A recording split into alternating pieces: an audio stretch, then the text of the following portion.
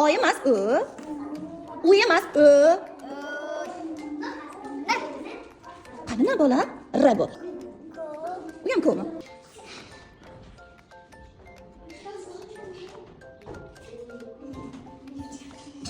Yarim oyni to'ldiramiz. Bu qaysi harf? O harfi. O harfini yuqori chiziq ustiga bitta to'lqincha qo'yib qo'ysak, qaysi harf bo'lsa? O harfi bosib birga tasvirlaylikchi. Tarafsizlarga to'siq uchrayapti, uchramayapmi? Li harfiga bundosh ekanmi? Li harfi ekan. Xo'p, o'rgimchak so'zi bor. O'qiga ajrataylikchi.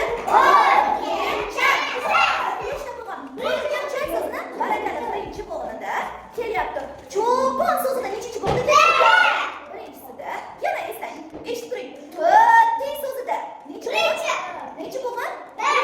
Va nechinchi bo'g'inida kelyapti? Birinchi. Yarim oyni to'ldiramiz. Hali qo'lim uzmadi. Yozib bo'ldi. Qo'limni uzdim. Shundan so'nggina boshidagi belbog'chasini qo'yib qo'yamiz.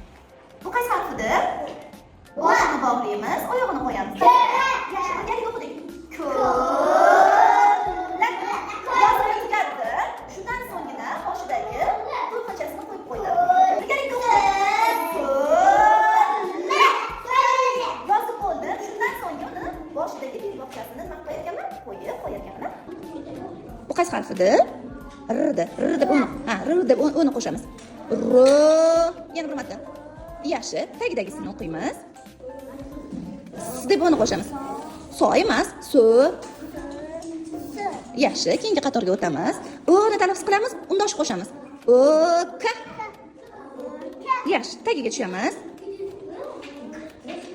Yaxshi. Juda yaxshi, keyingisi. Ha? Juda chiroyli. Rik qo'shamiz. O. Juda yaxshi. Keyingi qatorga o'tamiz. O. Yo'q, o'g'lim bu yerga. T. Tinna. O.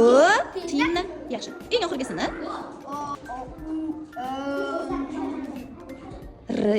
Ri. Ma.